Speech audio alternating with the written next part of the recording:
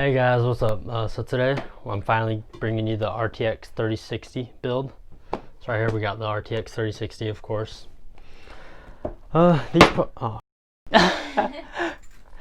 These parts, I gathered the Ryzen 9 3900X in a recent part video I did. I'll leave a link to that.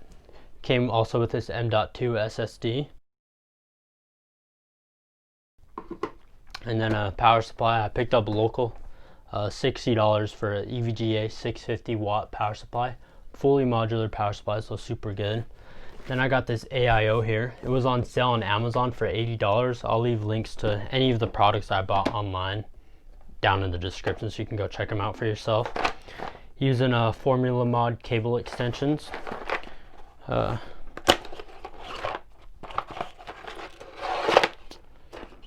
Pretty nice colorway. It's black, silver, and white for the cables. I got a white case. The graphics card is like black and silver, so it'll go nice. Then we got the MSI B550A Pro motherboard here. I got it $140 on Amazon.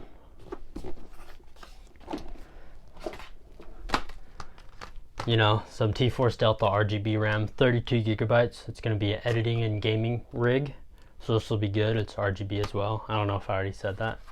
Then you got some thermal take, just 3-pack of RGB fans. And then you got the Be Quiet Pure Base 500DX case, white chassis, super clean. Let's just get right into the build.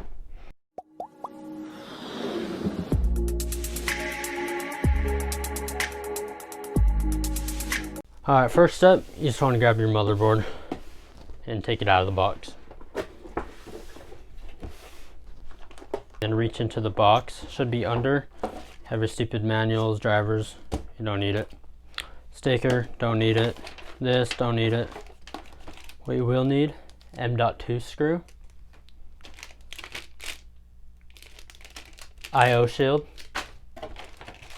And some SATA cables. I will be adding a hard drive and a SATA SSD. And then just remove the motherboard from the anti-static bag. So next step, just grab your CPU. Be careful, don't bend these pins, they're pretty damn fragile. If you can see, there's a gold triangle on the bottom of the CPU. You can line that up. I don't know if you can see it, but there is a triangle on the motherboard slightly. So you just line that up, and it should just drop right into place. Just lift this little retention arm back, and then it should just drop right into place.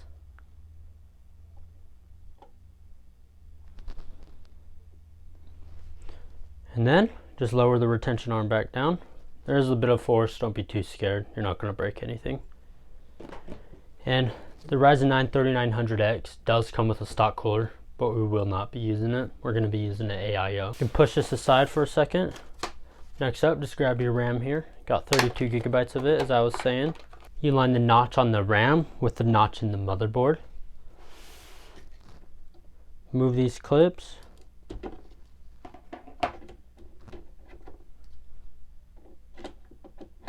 And they should just click right into place. That one wasn't very clicky. Next up, just grab your M.2 and your M.2 screw from the motherboard.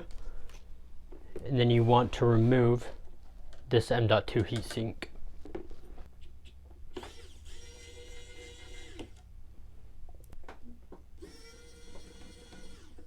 And then just insert the NVMe SSD into the top slot, like a 45-degree angle. Then just lower it down. And then using this small screw, the M.2 screw, just secure it into place. I recommend this screwdriver. It's actually pretty damn cool. Comes with that magnetic screw pad that I just showed you guys. I'll leave links to it down below if you want to go check it out. Bam, just that easy with a magnetic screwdriver. And then you want to remove this plastic cover. Don't forget that. And then using the screws that you removed before, just reattach it. Next up is the AIO, while installing the mounting hardware at least.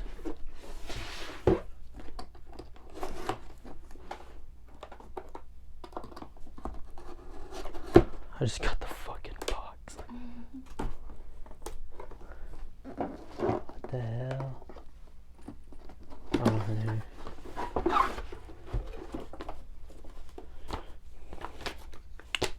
You don't need this. It's both. I might need it. So you take your mounting hardware in this bag.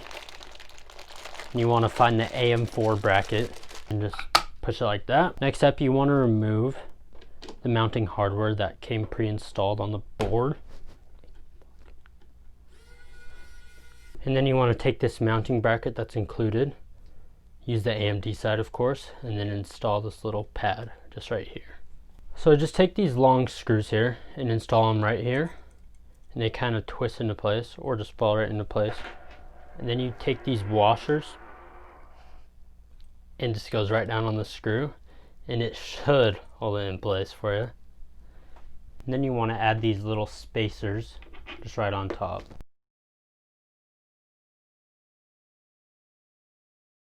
Next up, you just want to grab your case and just set the motherboard aside and start removing the side panels.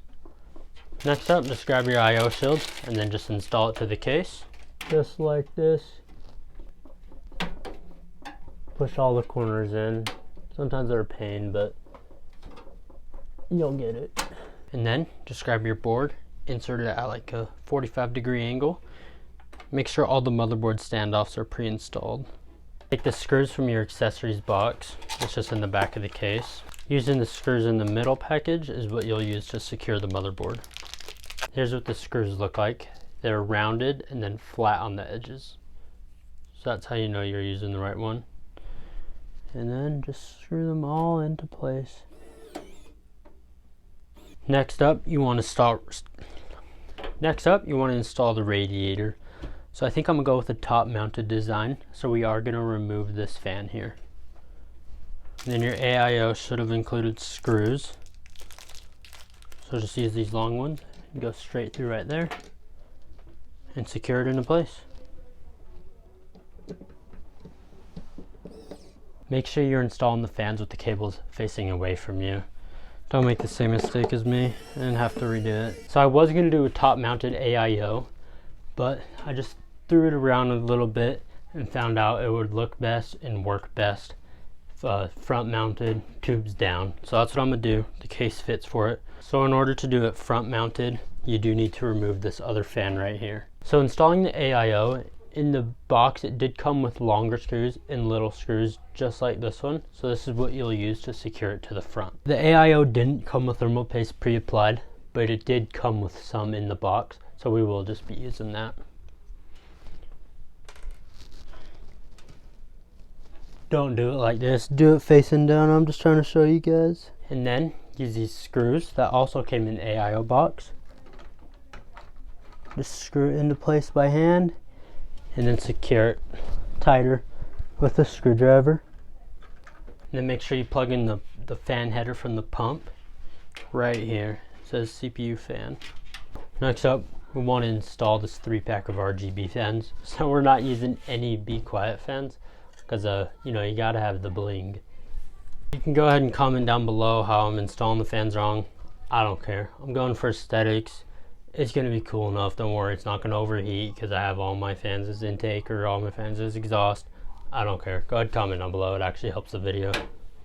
Now we can install the power supply. So this is the fully modular one. It's gonna help a ton with cable management, so we don't have to attach any Molex or nothing really stupid. So we just attach what we need and go from there. So you want to take this side of your cable extension and plug it into the motherboard first. So finally, last part, what we've all been waiting for, especially me. I really just want this build to be done. Graphics card time. So what we got here is RTX 3060 Ti. I know the controversial around these cards, you know, people are mad they don't have one. People are happy they got one. They're jealous. I don't care. Just like the video, comment if you're mad that I have one of these cards. Go ahead. I'm happy I have one. So I'm here doing a system build on it. So like I said, RTX 3060 Ti, and let's install it. Time to install it. So just kind of move the tubes out of the way. It's like a snug fit, as I was saying, but it does fit, I promise you.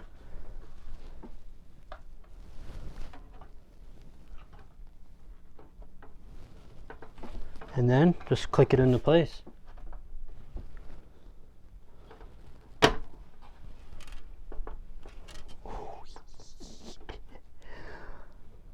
Oh yeah, there we go, GPU is installed. Now let's hook up the PCIe power. Sad to say, NVIDIA switched over from using 8-pin or even a dual 8-pin on these cards to using a 12-pin, and they're the only manufacturer that has it right now. So there's really I haven't seen any cable extensions that are 12-pin, so I'm not going to be using this because it'll just be too cluttered, and at least it is black, so it still goes with the color scheme.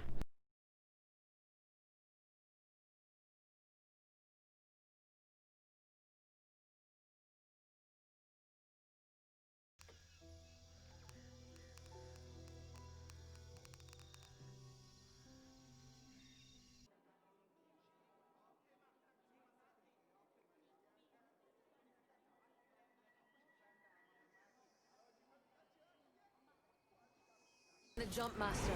Don't worry, I'll take care of you. Enemy there.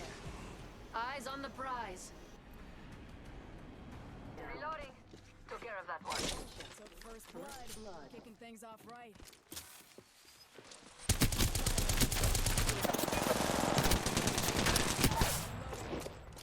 Tango down. Squad's attacking. Enemy down. Reloading. Down another target.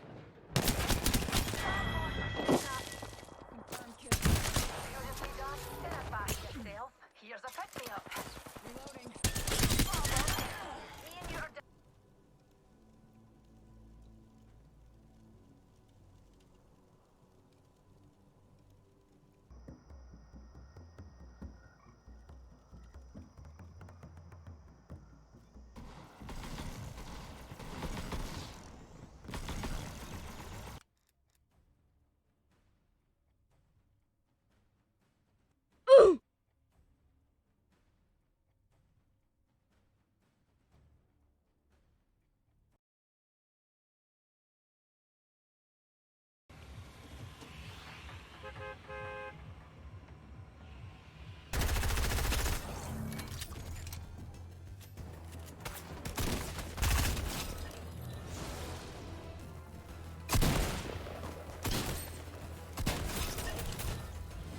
Alright, let's talk about those benchmarks. So first off, I'm sorry for the recording. It got messed up in OBS for some reason. I don't know, it came out really bad. Like, if you saw it, it was really blurry, but still managed to record it. It put out pretty good FPS numbers, but in some of the games, like for example, Call of Duty, you can lower the settings, definitely turn off ray tracing in that game, because you can't even notice a difference with it on or off. And I've seen with high settings on the textures and details tab, and everything else low, I see above 200 FPS, stable above 200 FPS, so super good numbers on this computer here. The temps, as you saw, they were really good as well, staying around like 60C, 65C maybe on the CPU, and the GPU stayed pretty damn cool as well. But with all that being said, make sure you check the links in the description. I didn't have a link for the RTX 3060 Ti because you guys know how that one is. It's out of stock everywhere and no need to buy a scalp price one. So if you can get your hands on one, then good job. If you can't, then I'm sorry. But everything else is linked down below. Leave a like if you liked the video, of course. Leave a dislike if you didn't. Come back next time. Peace.